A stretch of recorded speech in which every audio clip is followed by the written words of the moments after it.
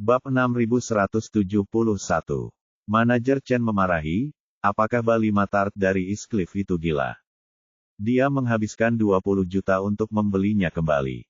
Berapa biaya yang harus dibayar Liang Yun jika dia tahu dia dibodohi? Penjual itu berseru, saya tidak tahu betapa bahagianya kolektor besar di Eastcliff ini. Biar ku beritahu padamu, Buddha perunggu itu sama sekali bukan tiruan dari dinasti Ming. Itu adalah Buddha perunggu emas dari dinasti Song Utara. Apa nama ilmiahnya? Sepertinya Yang Mulia Supintuo. Bisa dijual minimal 70 hingga 80 juta. Liang Yun menjualnya seharga 20 juta, tapi dia melewatkannya. Manajer Chen tiba-tiba melompat setinggi 3 kaki dan berteriak. Apa yang kamu bicarakan? Kamu bilang benda itu dari dinasti Song Utara. Bukankah itu berarti seseorang menjual saya patung Buddha perunggu senilai 20 juta dengan harga ratusan ribu? Bukan saja saya tidak mengambilnya, tapi saya juga merusaknya lalu Liang Yun membelinya dan mendapat untung 20 juta.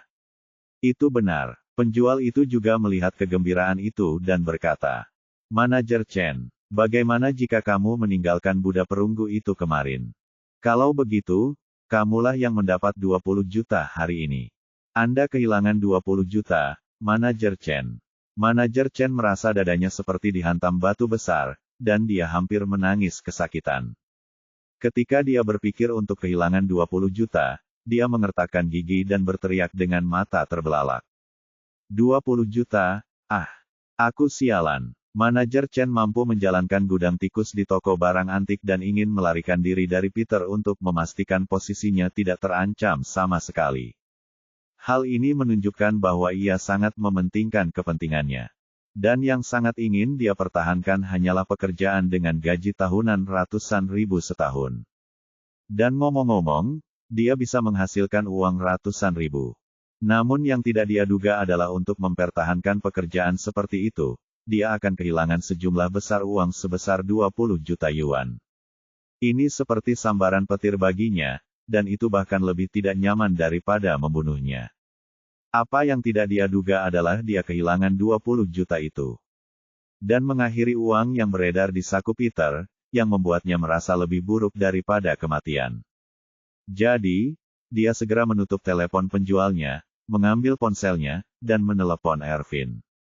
Dia tahu bahwa Ervin telah menyetel akun WeChat-nya ke Jangan Ganggu, jadi dia langsung meneleponnya. Ervin sedang tidur nyenyak kali ini ketika ponselnya tiba-tiba berbunyi. Dia mengangkat telepon dengan tidak sabar. Ketika dia melihat bahwa manajer Chen yang menelepon lagi, dia menjawab telepon dengan marah dan berkata, Bukankah aku sudah memberitahumu? Jika ada sesuatu, kirimkan ke WeChat. Saya akan memeriksanya ketika saya bangun. Kenapa kamu menelepon lagi? Manajer Chen merasa cemas seperti semut di panci panas dan berkata, Saudara Ervin, sesuatu yang besar telah terjadi. Apa yang telah terjadi? Ervin bertanya dengan nada menghina. Apakah Liang Yun dipukuli karena menjual barang palsu? Atau apakah dia tahu bahwa dia ditipu dan melapor ke polisi? Saat ini, manajer Chen sangat muak dengan sikap percaya diri Ervin. Sanjungan itu benar-benar hilang pada saat ini, dan dia berteriak kepada Ervin dengan hampir histeris. Palsu, palsu, palsu, di mana hati Gail itu palsu? Palsu, yang kamu persiapkan untuknya, dia baru saja menjualnya dengan total 20 juta. Bisakah kamu menjual barang yang sama kepadaku jika kamu pandai dalam hal itu? Saya juga ditipu oleh Anda untuk membuat video dan menyebarkannya. Barang yang saya keluarkan bernilai 20 juta, di mana saya bisa meletakkan wajah saya? Apakah saya masih memiliki wajah untuk muncul di jalan antik? Ervin, kamu telah melakukan pekerjaan yang buruk untukku. Ervin tiba-tiba ditanyai oleh manajer Chen yang membuatnya sedikit bingung. Meskipun dia sudah sering mendengar kata-kata seperti itu sebelumnya, setelah mengikuti Orvel, tidak ada yang berani berbicara dengannya seperti ini. Tepat ketika dia secara tidak sadar ingin memarahi manajer Chen dengan marah, dia tiba-tiba teringat apa yang baru saja dikatakan dan ditanyakan manajer Chen dengan kaget. Apa katamu? Benda itu dijual oleh Liang Yun seharga 20 juta. Ya, manajer Chen mengertakkan giginya, dia berkata, orang-orang lain yang menjalankan kios di Nantou melihat mereka menyelesaikan kesepakatan dengan matanya sendiri. Seorang kolektor dari Eastcliff langsung memberi Liang Yun 20 juta. Saat dia mengatakan itu, manajer Chen, yang terbakar amarah, kehilangan akal sehatnya. Dia terus memarahi, "Oh, ngomong-ngomong. Tiruan Buddha perunggu dinasti Ming yang Anda buat dengan sangat cerdas itu sebenarnya berasal dari dinasti Song Utara. Kamu tahu barang perunggu emas dari dinasti Song Utara, kan? Itulah yang terjadi. Anda tidak bisa mengenalinya tanpa lapisan luar emas. Apakah kamu makan ini? Saya selalu mengira saya adalah importir paralel terbesar di bidang barang antik, tetapi saya tidak mengharapkan Anda. Para idiot ini lebih buruk dariku. Tahukah kamu jika berita ini tersebar, aku akan terkutuk." Fu.ck, Ervin tidak peduli dengan pihak lain. Kata-kata marah itu membuatnya berkeringat dingin. Ervin jauh lebih pintar dari manajer Chen. Setelah mendengar keseluruhan ceritanya, dia langsung menyadari bahaya terbesar yang dia hadapi saat ini. Bahaya itu adalah Yakub. Apakah benda ini bernilai 20,000 atau tidak, tidak ada hubungannya dengan dia. Tuan Cheng dan yang lainnya membuat barang-barang itu, lalu dia memperkenalkan Jacob untuk membelinya. Belakangan, Jacob membelinya dan uangnya masuk ke kantong Jacob. Semuanya tidak ada hubungannya dengan dia. Dia hanya seorang mak comblang. Dengan kata lain, itu tidak berharga dan dia tidak akan kehilangan 1 sen pun. Jika nilainya 100 juta, dia tidak dapat menghasilkan 1 sen pun. Tapi kuncinya adalah siapa Jacob, dan Ervin sangat mengenalnya. Di antara orang-orang di dunia yang sangat memahami gaya akting Yakub, Charlie menempati peringkat pertama, Ervin menempati peringkat kedua, dan baik Elaine maupun Claire tidak dapat menandingi mereka. Bab 6172. Oleh karena itu, pemikiran pertama Ervin adalah begitu masalah ini sampai ke telinga Yakub, dia akan dikutuk. Jacob bukanlah tipe orang yang memainkan kartunya menurut rutinitas konvensional. Dia tidak mengenal aturan jual-beli, dan jika barang itu dijual dengan harga tinggi, dan Raja Surga mendatanginya, dia tidak akan bisa mengembalikan selisih harga. Hal sebaliknya juga benar. Jika barang ini dijual dengan harga murah, sekalipun itu ada di tangan Tian Wang, Jacob harus memintanya untuk memperbaiki perbedaannya. Jika harga rumah yang dibelinya naik, dia ingin memberitahu dunia tentang hal itu melalui WeChat. Jika rumah yang dibelinya roboh, ia ingin membongkar kantor penjualan tersebut untuk mempertahankan haknya. Inilah yang dapat dilakukan oleh orang-orang seperti Yakub. Jika seseorang datang untuk membela haknya setelah kehilangan uang, dia pasti tidak akan mengacungkan jempol. Namun kuncinya adalah Yakub bukanlah orang biasa. Dia adalah ayah mertua dari Master Wade, dan dia berhutang segalanya kepada Master Wade atas dukungannya. Bagaimana jika dia tahu dia sendiri melewatkan 20 juta dan meminta bantuan Guru Wade? Apa yang harus dia lakukan? Bayar selisihnya. Bagaimana dia bisa punya banyak uang sekarang? Meskipun Orvel memberinya banyak saham, yang sangat meningkatkan ekspektasi pendapatannya. Lagi pula, ini baru saja dimulai, dan keuntungan banyak bisnis dihitung sebagai dividen triwulanan dan tahunan, jadi dia belum menghasilkan banyak uang. Apalagi yang paling dia khawatirkan bukanlah uang. Apa yang harus Charlie lakukan jika dia mengetahui perbuatannya dan merasa keberatan terhadapnya? Jika dia menariknya pergi dan membiarkannya kembali ke tempat asalnya, bukankah masa depannya akan hancur total? Jadi, dia dengan gugup berkata dan bertanya kepada manajer Chen, berapa banyak orang yang mengetahui berita ini? Manajer Chen mengertakkan gigi dan berkata, pokoknya, aku baru tahu. Saya tidak tahu kapan orang lain akan mengetahuinya. Saat dia berkata, manajer Chen berkata, jika masalah ini sampai ke telinga Nona Song, saya pasti akan berkemas dan keluar. Jika masalah ini diketahui semua orang di kalangan antik Aurus Hill, maka kamu akan menghancurkan pekerjaanku. Kamu harus memikirkan cara untukku. Ervin mengabaikannya dan berkata dengan tidak sabar, apa yang bisa saya pikirkan untuk Anda? Jika kamu ingin melakukannya sendiri, aku memperingatkanmu, jangan lakukan ini. Jangan beritahu siapapun, jika aku tahu kamu membuat pernyataan yang tidak bertanggung jawab di luar, aku tidak akan pernah memaafkanmu. Setelah mengatakan itu, dia segera menutup telepon dan menelepon Jacob. Saat ini, Jacob sedang duduk di kursi kelas 1 sambil minum sampahnya. Penumpang kelas ekonomi pada dasarnya sudah berakhir. Pramugari telah menutup pintu kabin. Pramugari baru saja mengumumkan melalui radio bahwa pesawat akan segera diluncurkan. Pesawat mereka saat ini berada di peringkat ke-6 dalam antrian menunggu lepas landas dan diperkirakan lepas landas dalam 20 menit. Tiba-tiba menerima telepon dari Ervin, Jacob menekan tombol jawab sambil tersenyum, dan berkata dengan antusias. "Oh, Ervin, apa gunanya meneleponku sepagi ini?" Ervin berkata dengan rajin, "Presiden Wilson, saya ingat Anda akan pergi ke Dubai hari ini. Apakah pesawatnya sudah lepas landas?" Jacob berkata sambil tersenyum, "Masih ada 20 atau 30 menit lagi." "Apa masalahnya?" Ervin mendengar bahwa Jacob akan lepas landas dan sedikit bersantai. Meskipun masalah ini sangat sulit, jika dia punya waktu lebih banyak, dia mungkin bisa melakukan tindakan balasan yang baik. Saat ini Jacob belum mengetahui hal tersebut, dan ia akan segera menempuh penerbangan beberapa jam ke Dubai. Yang lebih penting lagi adalah setelah tiba di Dubai, dia pasti tidak akan punya banyak tenaga untuk memperhatikan gosip di Aurus Hill sehingga dia bisa mengulur waktu buffer lebih banyak. Jadi, dia segera berkata, "Tidak apa-apa, Presiden Wilson. Saya menelepon Anda hanya untuk menanyakan kapan Anda akan berangkat. Karena pesawatmu akan segera lepas landas, pramugari pasti akan memintamu mematikan ponsel atau mengaktifkan mode penerbangan. Aku tidak akan mengganggumu lagi. Saya berharap perjalanan Anda dan istri Anda menyenangkan kali ini." Jacob melihat Ervin bersikap begitu sopan dan berkata sambil tersenyum. "Ervin, aku pasti akan membawakanmu beberapa souvenir lokal saat aku kembali dari Dubai."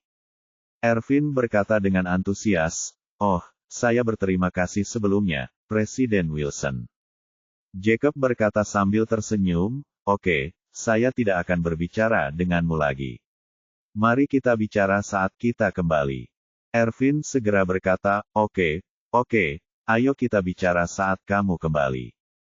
Jacob hendak menutup telepon, tapi tiba-tiba teringat pada Peter, jadi dia bertanya. "Ngomong-ngomong, Ervin, bagaimana kabar pria bernama Zoe itu? Apa yang terjadi padanya tentang pukulan mata itu? Sekarang tidak semua orang mengetahui hal ini. Seluruh jalan antik mungkin memperhatikan leluconnya, kan?" Ervin menangis dengan air mata di dalam hatinya dan diam-diam mengutuk. "Kamu masih menertawakannya, kita telah menjadi lelucon." Meski Ervin tidak berani mengatakan yang sebenarnya, dia tidak berani berbohong. Lagi pula, Peter menghasilkan 20 juta saat dia mendarat di Aurus Hill. Dia pasti tidak akan bisa meninggalkan Aurus Hill sekarang. Jadi Jacob pasti akan mengetahui hal ini saat dia kembali. Dia pasti tidak bisa menebusnya. Jadi, dia berkata, "Baiklah, Presiden Wilson, ada banyak hal yang terjadi di sini hari ini dan saya tidak punya kesempatan untuk memperhatikannya. Mari kita tunggu sampai saya menyelesaikan apa yang saya lakukan dan saya akan bertanya-tanya dan melihat apa yang terjadi." Jacob tersenyum dan berkata, "Baiklah, beritahu aku kabar baik ini secepat mungkin dan buat aku bahagia." Ervin menutup matanya dengan satu tangan memegang telepon di tangan lainnya, dan berkata dengan berani. "Ya, oke. Presiden Wilson, silakan bersenang-senang dulu. Aku akan memberimu kabar." Setelah menutup telepon, Ervin meraung marah, duduk di tempat tidur dan mengutuk. "Sialan, apa yang sedang dilakukan Batiga Tart bernama Cheng ini? Anda menjual sesuatu senilai 20 juta seharga 98,000 yuan. Mungkin totalnya belum menghasilkan lebih dari 20 juta yuan dalam hidupmu, dasar bodoh." Dia hampir menangis dan berkata pada dirinya sendiri tanpa air mata.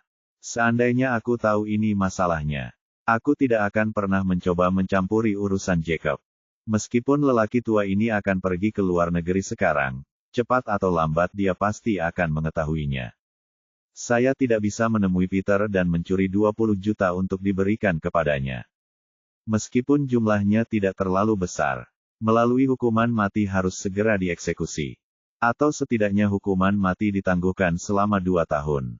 Bab 6173. Tepat ketika Ervin tidak berdaya sesaat. Berita bahwa Peter menghasilkan 20 juta sehari telah menyebar seperti api di jalanan antik. Meskipun dia telah mengancam manajer Chen untuk tidak berbicara omong kosong. Poin kuncinya adalah lusinan pelanggan datang ke toko Peter pagi-pagi sekali. Dan seluruh jalan antik sudah mengetahuinya.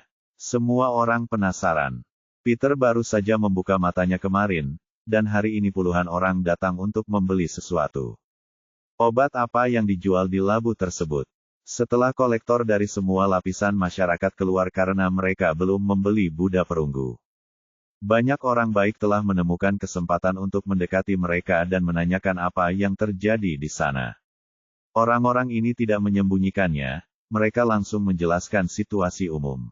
Mereka baru mendengar bahwa kelompok orang ini telah mengambil 20 juta dan bergegas semalaman untuk mengambil barang palsu yang diterima Peter kemarin.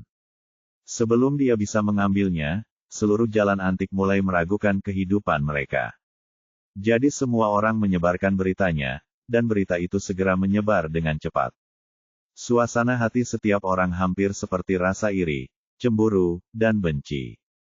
Banyak orang bahkan tidak bisa menahan diri untuk tidak menghela nafas pada momen WeChat mereka sendiri. Ada banyak pembuat barang antik di momen WeChat Jacob.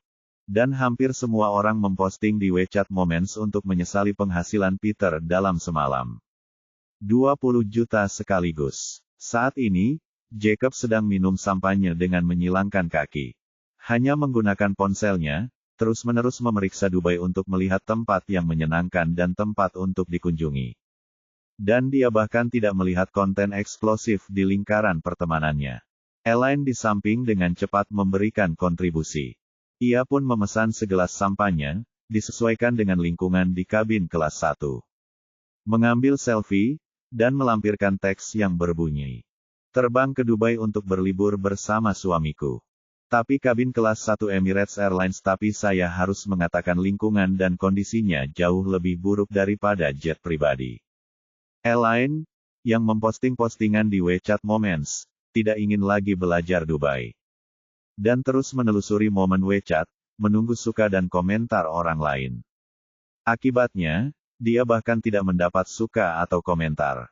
Namun dia menemukan konten yang membuatnya tercengang. Lingkaran pertemanan itu diposting oleh pemilik spa dan panti pijat. Isinya adalah, saya mendengar ada seorang pria di jalan antik di seberang jalan. Dia menghabiskan 300,000 yuan untuk membeli barang antik tadi malam dan menjualnya kembali seharga 200,000 yuan keesokan harinya. Kapan saya akan mendapatkan keberuntungan dan kekayaan seperti itu? Selain teks tersebut, gambar tersebut juga merupakan gambar dewa kekayaan. Elaine melihatnya dan hanya bisa menghela nafas pada Jacob. Hei, suamiku, kamu sering pergi ke jalan antik itu. Salah satu teman lingkaran saya mengatakan kemarin, seorang pria menghabiskan 300,000 yuan untuk membeli barang antik dan menjualnya seharga 2 juta. Anda sering menemukan kebocoran. Bagaimana dia bisa menemukan kebocoran sebesar itu? Jacob mengerutkan bibirnya dan berkata, katakan saja padaku, di zaman sekarang ini, kamu masih bisa menemukan kebocoran seperti itu. Orang awam yang tidak tahu apa-apa menyebarkan kebohongan. Ketika kami orang dalam mendengar kata-kata seperti itu benar-benar tidak masuk akal. Elaine mengangguk dan berkata sambil tersenyum, sepertinya agak tidak bisa diandalkan. 300,000 sudah menjadi 200,000, dan serial TV-nya juga saya tidak berani mengambil gambar seperti ini. Setelah mengatakan itu, dia tiba-tiba melihat wanita yang baru saja memposting postingan di Moments menambahkan komentar lain yang dapat dilihat oleh semua orang. Isi komentarnya adalah, saya berbicara tentang anggota keluarga yang sebenarnya. Tak perlu diragukan lagi, kolektor barang antik itu ditertawakan oleh rekan-rekannya di jalan antik tadi malam. Mereka semua mengatakan bahwa dia ditipu dan membeli barang antik seharga 300,000 yuan. Itu palsu. Ternyata dia menjualnya hari ini. Saya baru saja bertanya kepada teman saya yang membuka toko di Jalan Antik. Mereka mengatakan bahwa memang demikian adanya. Sepertinya seseorang menggunakan benda itu sebagai barang palsu dari dinasti Ming untuk menipu bosnya. Saya tidak menyangka benda itu adalah barang asli dari dinasti Song. Saya belum pernah mendengar hal seperti itu selama lebih dari 40 tahun, tapi mata saya terbuka hari ini. Ketika Elaine melihat komentar tambahan ini, dia segera berkata kepada Jacob. Hei, suamiku, sepertinya masalah ini tidak dibuat-buat. Mereka bilang seseorang mengambil sesuatu dan berpura-pura berasal dari dinasti Ming. Dan menjualnya kepada orang itu seharga 300,000 yuan. Tapi sebenarnya barang itu dari dinasti Song, dan bosnya menjualnya pagi-pagi sekali. Ketika Jacob mendengar ini, seluruh tubuhnya serasa jatuh ke dalam lubang hitam. Dan seluruh kesadarannya lenyap dalam sekejap. Sampahnya di tangannya tanpa sadar tergelincir dan menyentuh selangkangannya. Elaine segera menyeka celananya dengan handuk tangan dan berkata, "Suamiku, kenapa celanamu basah?" Setelah mengatakan itu, dia melihat mata Jacob melebar dan mulutnya terbuka lebar, seolah dia tertegun.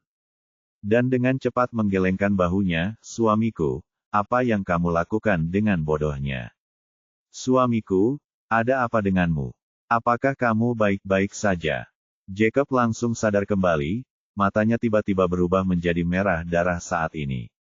Dan dia tiba-tiba berdiri, dan berseru dengan mata terbuka. "Brengsek, 20 juta milikku. Buka pintunya, bukakan pintunya untukku dengan cepat. Saya ingin turun dari pesawat." Seluruh penumpang dan pramugari di kabin kelas 1 tiba-tiba diteriaki oleh Jacob yang tertegun. Elaine juga bingung dan cepat bertanya, "Suamiku, apa yang kamu maksud dengan 20 juta milikmu?" Jacob hendak keluar dari biliknya, dan berkata dengan tidak sabar, "Sudah terlambat. Saya akan menjelaskannya kepada Anda. Cepat turun dari pesawat dan dapatkan kembali 20 juta itu." Pramugari buru-buru menghampirinya dan berkata, "Maaf Pak, pintunya sudah kami tutup sekarang dan pesawat akan segera diluncurkan. Tolong cepat sedikit. Kembali ke tempat dudukmu dan kencangkan sabuk pengamanmu." Mata Yakub memerah dan dia melompat dengan cemas. "Tarik aku. Saya ingin turun dari pesawat." Pramugari menjelaskan, "Pak, pesawatnya sudah melewati pintu keluar. Kami tidak bisa kembali kecuali ada keadaan darurat. Silakan duduk kembali di kursi Anda dan jangan ganggu ketertiban di pesawat." Bab 6174. Jacob mengumpat dengan marah, "Omong kosong. Saya harus memulihkan 20 juta itu. Jika kamu tidak membukakan pintu untukku, bisakah kamu mengganti kerugianku?"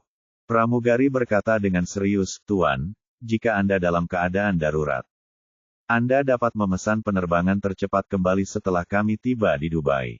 Karena kami memiliki peraturan yang ketat. Menurut peraturan dan ketentuan, Anda tidak boleh membuka pintu kabin kecuali ada keadaan darurat." Yakub mengumpat dengan marah, "Peraturan dan regulasi yang omong kosong. Kenapa kamu belum membukakan pintu untukku?" Pramugari tidak punya pilihan selain menjelaskan, "Pak, pintunya sudah ditutup dan jembatannya sudah dievakuasi. Kami tidak dapat menyambung kembali jembatan tanpa alasan yang cukup. Mohon maafkan saya." Jacob berkata dengan marah, "Saya tidak melakukannya. Saya minta maaf. Saya ingin turun dari pesawat sekarang juga." Seorang pria parubaya di kabin tidak tahan dan berkata, "Apa yang salah denganmu? Anda tidak mengerti apa yang dikatakan pramugari. Jika kamu tidak bisa membuka pintu, kamu tidak bisa membuka pintunya, tahu?" Saat Elaine melihat seseorang berani mengonfrontasi suaminya, dia langsung marah dan menunjuk ke arahnya dan berteriak, "Siapa yang membuka resleting selangkangannya dan memperlihatkannya? Ada apa denganmu nak? Kamu pikir kamu siapa? Kamu berani menuding suamiku? Percaya atau tidak, aku akan menggaruk wajahmu." Pria parubaya itu berkata dengan marah, "Saya juga penumpang pesawat ini. Urutan pesawat memengaruhi pengalaman perjalanan saya dan mengancam keselamatan penerbangan saya. Mengapa saya tidak bisa menuduh dia melakukan kesalahan?" Jacob mengertakkan gigi dan bertanya, "Bagaimana jika saya menyerahkan 20 juta saya? Jika saya tidak kembali, apakah Anda akan memberikan kompensasi kepada saya? Pria itu tidak berdaya, kamu bersikap tidak masuk akal. Apa yang saya katakan adalah Anda tidak boleh mengganggu ketertiban penerbangan. Kalau kamu 20 juta atau 200 miliar, apa hubungannya denganku? Jacob mengumpat dengan marah, kamu tidak bisa memberi kompensasi.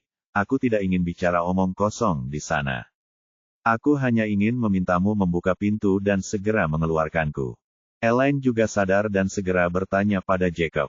Suamiku, mungkinkah orang di lingkaran pertemananku itu adalah orang yang kamu temui kemarin?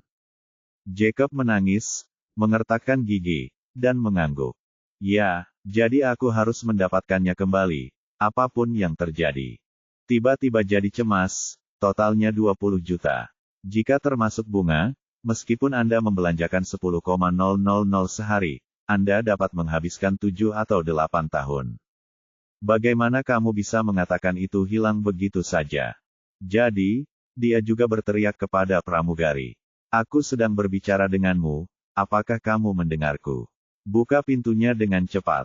Pramugari sedikit kewalahan saat ini, namun untungnya saat ini, seorang pria berkemeja putih datang dari kelas ekonomi. Pemuda bercelana hitam datang dan berkata kepada Jacob dan Elaine. Kalian berdua, saya adalah petugas keselamatan pesawat ini.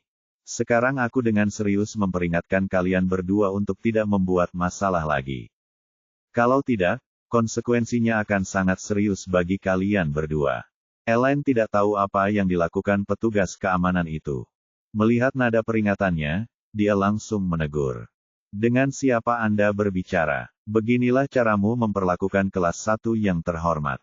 Apakah kita penumpang kabin? Pemuda itu berkata dengan serius, tanggung jawab pekerjaan saya adalah keselamatan penerbangan pesawat ini. Jika kalian berdua terus membuat masalah seperti ini, maka saya akan menghubungi pihak lapangan untuk mengambil tindakan. Elaine mengerutkan bibirnya dan berkata, kalau begitu, segera ambil tindakan. Buka pintunya dan biarkan orang di luar menjatuhkan kita. Jika Anda tidak membiarkan orang lain menjatuhkan kami sendiri yang akan membuka pintu dan turun. Pemuda itu berkata, Nyonya, Anda mengancam keselamatan penerbangan pesawat. Ini bukan lelucon, saya menyarankan Anda untuk tenang. Elaine bertanya dengan marah, apakah kamu tidak mendengar apa yang dikatakan suamiku? Apakah kamu akan bertanggung jawab atas hilangnya 20 juta? Bisakah kamu membelinya? Buka pintunya untukku secepatnya. Jacob juga menggema, benar. Jadi, kamu bertanggung jawab. Pemuda itu bertanya, jika saya menghubungi lapangan, polisi bandara akan mengambil kendali pesawat dan menahan Anda. Apakah kamu pikir kamu bisa mengambil tanggung jawab? Yakub meludah, bah, Anda masih menahan saya. Saya naik pesawat karena saya membayar tiketnya. Dan saya turun dari pesawat karena saya tidak ingin naik pesawat lagi. Mengapa kamu menahanku? Aku beritahu kamu jika kamu tidak membukakan pintu untukku. Saya akan melakukannya sendiri. Aku akan menarik slide itu ke bawah. Pemuda itu tidak ingin terus mengganggunya, jadi dia berkata dengan dingin. Pak, jika Anda tidak duduk kembali di tempat duduk Anda dalam waktu 10 detik dan terus berteriak seperti ini. Kalau begitu saya akan segera menghubungi pihak lapangan. Boleh turun sesuka hati, namun sanksi yang dihadapi bukanlah sanksi administratif, tapi penahanan administratif. Jika Anda berani menarik perosotan darurat hari ini dan turun, kemungkinan besar Anda akan dituduh melakukan sabotase transportasi. Anda akan menghadapi tuntutan publik. Jacob tampak menghina dan berteriak secara terbuka. Kalau bisa, tangkap aku sekarang. Saya menantang Anda untuk melakukannya. Ketika Elaine mendengar bahwa dia akan ditahan, dia menjadi sombong. Kemudian, setelah bangun dan mendapatkan kembali IQ-nya, dia diam-diam menarik lengan baju Jacob di sampingnya dan berkata dengan gugup. Lupakan saja, suamiku, jika kamu terus membuat masalah seperti ini, kamu akan ditahan. Jacob berkata dengan nada menghina, jika dia benar-benar mampu, dia akan menangkapku. Elaine dengan cepat berbisik di telinganya. Suamiku, percayalah, kamu tidak tahan dengan kehidupan di sana, dan aku juga tidak tahan. Pikirkan tentang apa yang saya derita di sana. Ayo berhenti berdebat dan pergi ke Dubai dulu. Jika Anda tidak bisa sampai di sana, kami bisa kembali secepatnya. Ini hanya masalah 1 hari. Bukankah lebih baik masuk dan tinggal di sana lebih dari 10 hari? Bab 6175. Faktanya, Jacob biasanya tidak begitu berani. Alasan kenapa dia berani nyengir ke arah petugas keselamatan di pesawat hari ini adalah karena jumlah 20 juta yang begitu besar. Anggur bisa membuat orang berani, begitu pula uang. 35.000 orang tidak berani memperlihatkan giginya. Tapi 1 juta orang sangat ingin membunuh orang. Terlebih lagi, totalnya 20 juta. Terlebih lagi, itu setara dengan 20 juta yang dikeluarkan Jacob sendiri. Dan dia pun melemparkannya ke kantong musuhnya. Hal ini membuatnya semakin jahat. Namun, perkataan Elaine langsung menenangkannya. Jika dia pergi ke pusat penahanan, hal baik apa yang akan terjadi? Elaine keluar dengan patah kaki setelah 2 atau 3 hari. Jika dia benar-benar ditahan selama 15 hari, dia tidak tahu seberapa besar penderitaannya. Memikirkan hal ini, dia tidak berani terus berdebat dengan petugas keamanan. Dia hanya bisa duduk kembali di kursinya dengan sangat sedih, air mata kesedihan mengalir di wajahnya. Dia meremas tangan Elaine erat-erat dan bertanya tanpa daya. Sayang, apa yang terjadi? Apa yang harus saya lakukan selanjutnya?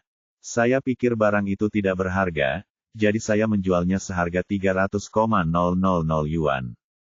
Tapi saya tidak menyangka nilainya 20 juta yuan.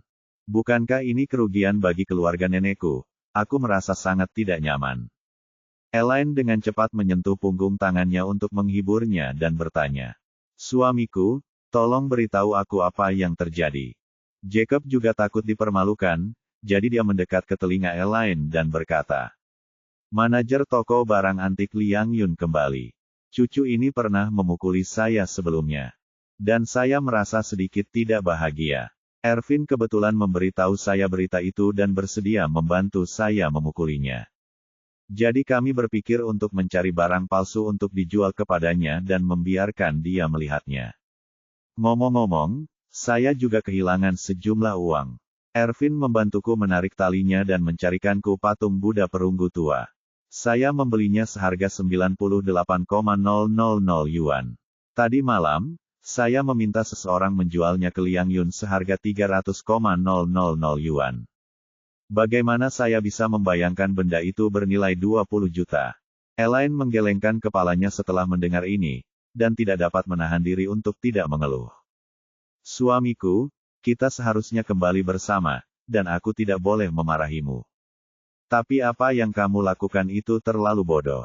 Itu akan membuat orang tertawa terbahak-bahak jika menyebar. Yakub meratap, hei, tidak ada gunanya membicarakan hal ini sekarang. Yang paling penting sekarang adalah bagaimana mendapatkan uang itu kembali. Kita tidak bisa membiarkan Zhou semudah itu. Taruh semua 20 juta itu di sakunya, kan?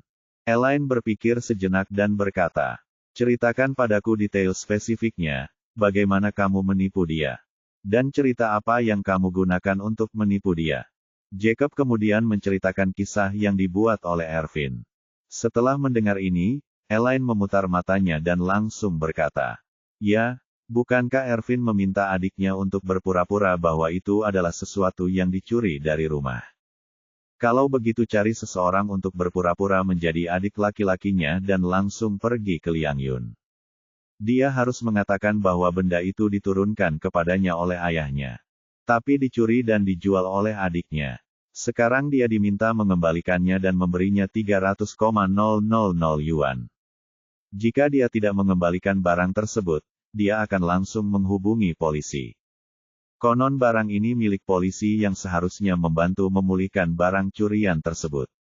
Elaine berkata, apakah kamu tidak membaca apa yang dikatakan secara online?